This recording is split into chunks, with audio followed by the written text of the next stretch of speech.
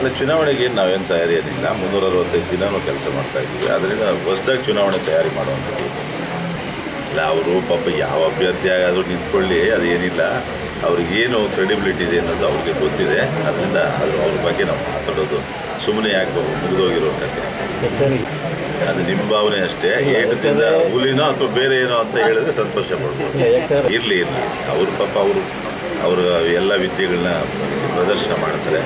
ಅದಕ್ಕೆ ನಾವು ಏನು ಬೇಕು ಮಾಡಿ. ನನ್ನ ಅಂದಾಜಲ್ಲಿ 130ರಿಂದ 150 ಸೀಟು ಬಂದೇ ಬರ್ತದೆ.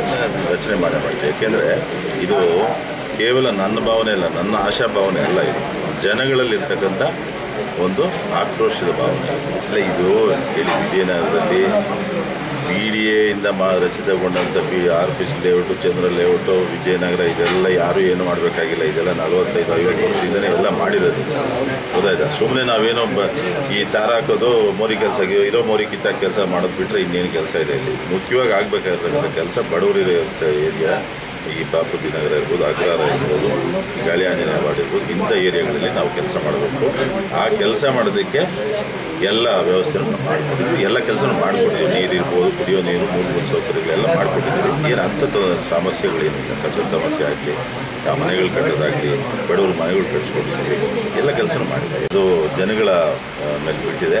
ನನ್ನ ಅಂದಾಜು ಈ ಕಳೆದ ಬಾರಿಗಿನ್ನ ಇನ್ನೂ ಹೆಚ್ಚಿನ ಅಂತರದಲ್ಲಿ ನಾನು ಗೆಲ್ತೀನಿ ಅಂತ. ಯಾಕೆಂದರೆ ಜನಗಳ ಜೊತೆಯಲ್ಲಿ ಯಾವತ್ತೂ ನಾನು ನಿರಂತರವಾಗಿ ಸಂಪರ್ಕದಲ್ಲಿದ್ದೀನಿ.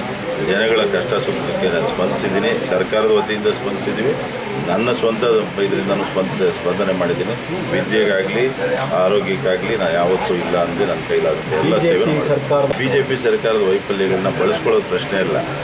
ಅವರು ಯಾವ ಲೆವೆಲ್ಗೆ ಬಂದಿದ್ದಾರೆ ಅಂದರೆ ಅವ್ರು ಕೊನೆ ಪಕ್ಷ ಯಾವುದರ ದುಡ್ಡು ಅಡ ಇಟ್ಕೊಂಡು ತಿಂದ್ಕೊಳ್ಳಿ. ಬೆಂಗಳೂರು ನಗರ ಪಾಲಿಕೆಗೆ ಮೋರಿ ಕೆಲಸ ಮಾಡಿ 4,000 ಕೋಟಿ ಸಾಲ ಮಾಡಿದಾರಲ್ಲ, ಅದು ಯಾವ್ದು ಅಡ ಇಟ್ಟಿದ್ದಾರೆ? ಅದಕ್ಕೆ ನಮ್ಮ KR ಮಾರ್ಕೆಟು, ಯುಟಿಲಿಟಿ ಬಿಲ್ಡಿಂಗಲ್ಲಿ ಅಡ ಇಟ್ಟಿದ್ದಾರೆ. ಯಾವುದರ ಇಟ್ಕೊಂಡು ತಿನ್ಕೊಳ್ಳಿ.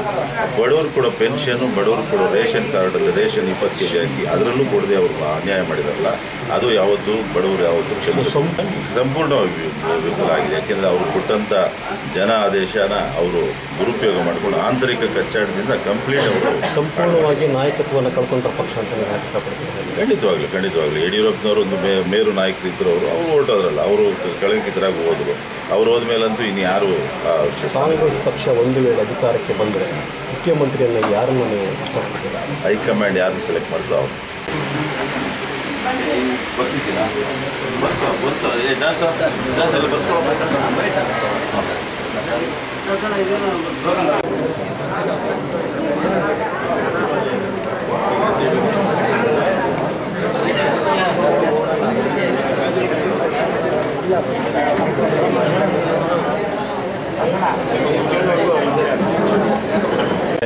ಸ್ವಲ್ಪ ಹಂಗೆ ಹಿಂದೆ ಹೋಗಿ.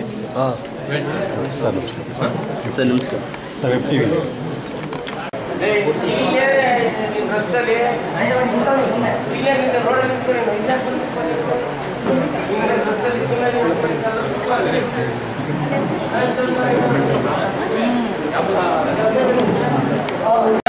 ಮಾಡ್ಕೊಡಿ.